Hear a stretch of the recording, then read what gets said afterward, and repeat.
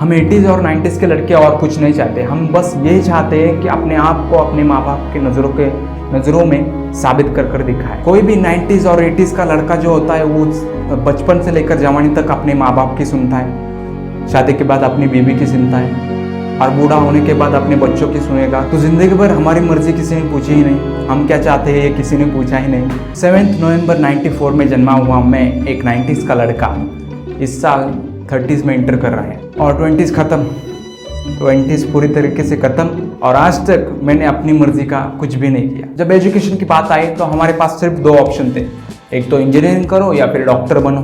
मुझे आर्ट में इंटरेस्ट था, मुझे आर्ट बहुत पसंद था, मुझे ड्राइंग करना, पेंटिंग करना आज भी पसंद है और कुछ तो क्रिएट करना पसंद है, वो पेंटिंग हो, स्केचिंग हो या फिर वीडियोज़ हो। लेकिन जब मैंने मेरे पेरेंट्स से कहा कि मैं आर्ट्स लेना चाहता हूँ तो मेरे पेरेंट्स ने कहा है आर्ट्स लेगा, आर्ट्स लेकर क्या करेगा, आर्ट्स तो लड़कियाँ लेती है, लड़कियों को क्या करना होता है, आर्ट्स लेना है और आर्ट्स में अपना ग्रेजुएशन पूरा करना है और शादी कर अपने ससुराल जाना है। ये मेरे पेरेंट्स कहते थे, ये मेरी भाषा नहीं है, ये मेरे पेरेंट्स मुझे कहते थे और कहते थे कि साइंस ले लो, साइंस में बड़ा स्कोप है, साइंस में बड़ा स्कोप है कहकर हमें डाल दिया साइंस में। मराठी और हिंदी मीडियम में सीखे हुए हम अचानक से पहुंच गए इंग्लिश मीडियम के साइंस के उस भयानक दुनिया में जिसका हमें कोई अंदाज़ा नहीं था कि वो कैसी है। वहाँ सारे लोग इंग्लिश में इतने फ्लुएंटली बोल रहे थे, कॉन्वेंट से आए हुए इंग्लिश मीडियम के बच्चे इतने कॉन्फिडेंटली हमारे सामने टीचर के साथ फ्लुएंटली इंग्लिश बोलते थे कि वो देखकर हम हक्के बक्के रह जाते थे कि क्या चल रहा है, हमें कुछ समझ में नहीं आता था। वो स्टडीज़ में अच्छे हो या ना हो, इंटेलिजेंट हो या ना हो, लेकिन हमारी नज़र में वो बहुत ही स्मार्ट लगते थे क्योंकि वो इंग्लिश बोल पाते थे।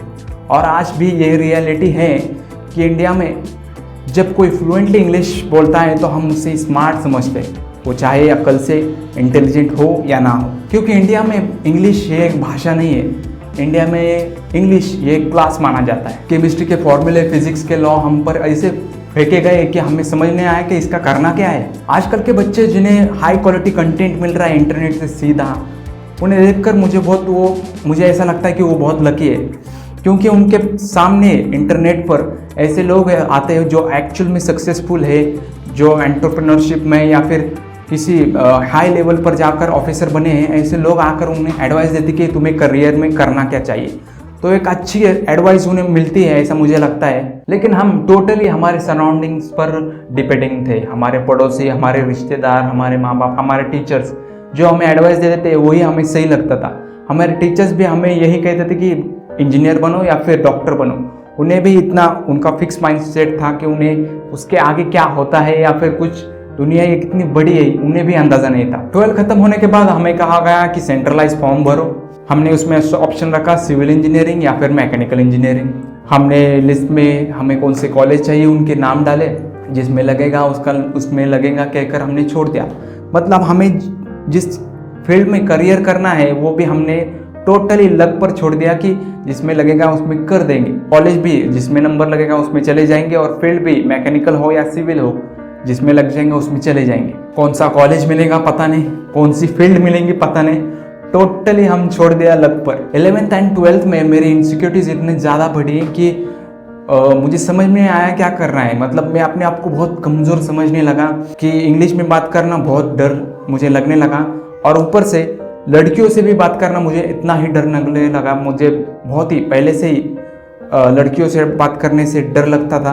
आप किसी भी 90s के या फिर 80s के लड़के को जाकर पूछो कि कॉलेज में एक लड़की से बात करना हमारे लिए कितना बड़ा चैलेंज था और वो चैलेंज हम रोज़ फेस करते थे। आजकल के 16-17 साल में आए हुए टीनेज के लड़के की गर्लफ्रेंड होती है और वो प्राउडली कहते हैं कि we are in relationship and हम कॉलेज में भी इतना डर कर रहते थे कि हम कभी भी खुलकर लड़कियों से बात नहीं कर पाए। इसका कारण मैं बताता हूँ। हम 90s के लड़के या फिर लड़कियाँ इतने बंधन में थे, लड़के ही इतने बंधन में थे तो आप सोच भी नहीं सकते कि लड़कियाँ कितनी बंधन में होगी। जहाँ पर हम रहते थे वहाँ तो लड़कियाँ नहीं थी और सिविल इंजीनियरिंग लिया तो उसमें तो और भी कम लड़कियाँ थी। फिर भी चलो एक लड़की पसंद आ गई तो हिम्मत कर अगर हमने उस लड़की से बात भी किया तो वो लड़की ऐसी डर जाती थी, ऐसा सेल्फ डिफेंस में चली जाती थी कि ये कौन आ गया, अचानक से ये कौन आ गया।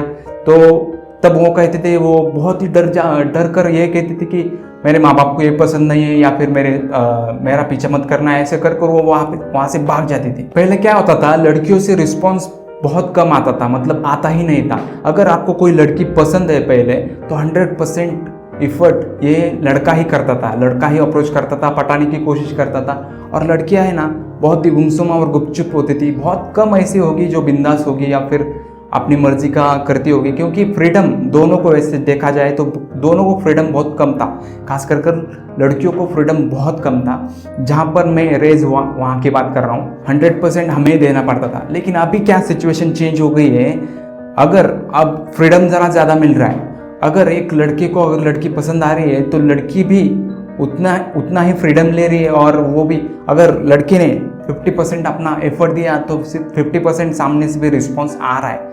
इसकी वजह से रिलेशनशिप में आजकल के बच्चे बहुत जल्दी आ रहे हैं। और अगर कोई 20 साल का लड़का आकर मुझे पूछता है कि भाई तुम्हारे अभी तक गर्लफ्रेंड क्यों नहीं बनी, तो मैं उसे जवाब नहीं दे सकता, दे नहीं पाता, क्योंकि वो मेरी सिचुएशन या फिर मेरे जैसे लड़कों की सिचुएशन नहीं समझ पाएगा, क्योंकि बहुत डिफरेंट हो गया अभी। एक चीज़ बहुत अच्छी हुई 90s के लड़कों के साथ कि हमारी लाइफ में स्मार्टफोन बहुत देरी से आया, जिसकी वजह से न्यूडिटी बहुत कॉमन हो गई है वो चीज़। वैसे देखा जाए तो स्मार्टफोन के बहुत फ़ायदे भी है और नुकसान तो बहुत ज़्यादा है। 4000 साल पहले एक इजिप्ट के राजा ने कहा था कि मर्दों को, मेन को अगर कमज़ोर बनाना है तो वॉर करने की ज़रूरत नहीं है, क्योंकि वॉर करने से मेन और ज़्यादा स्ट्रांग होते जाएंगे। अगर उन्हें कमज़ोर बनाना है तो न्यूडिटी को बहुत कॉमन कर दो, न्यूडिटी इतनी कॉमन कर दो कि अपने आप मर्द सारे कमज़ोर होते जाएंगे। और वो एग्जाम्पल आज आप देख सकते हैं, स्मार्टफोन की वजह से इतनी न्यूडिटी कॉमन हो गई है कि आज एक 15 साल का बच्चा इतनी नंगी औरतों को देख सकता है जितना 4000 साल पहले एक इजिप्ट का राजा अपनी पूरी ज़िंदगी में नहीं देखा होगा उसने। इतनी कॉमनली आज 15 साल का लड़का देख रहा है। वो एक अच्छी बात है कि स्मार्टफोन हमारी ज़िंदगी में बहुत देरी से आया। फोन देखना भी हमारे लिए एक स्ट्रगल था, तब फ़ोन नहीं थे। पहला फ़ोन मुझे मिला 12th में, वो भी नोकिया 1300। आजकल तो 2 सेकंड में हम इंटरनेट ओपन कर सकते हैं और फोन देख सकते हैं, लेकिन तब सीडीज़ मिलती थी, कॉम्पैक्ट डिस्क। तो और जिसके पास सीडीज़ है फोन की, वो जैसे कि अपने आप को राजा समझता था, ऐसा वो भाव खाता था।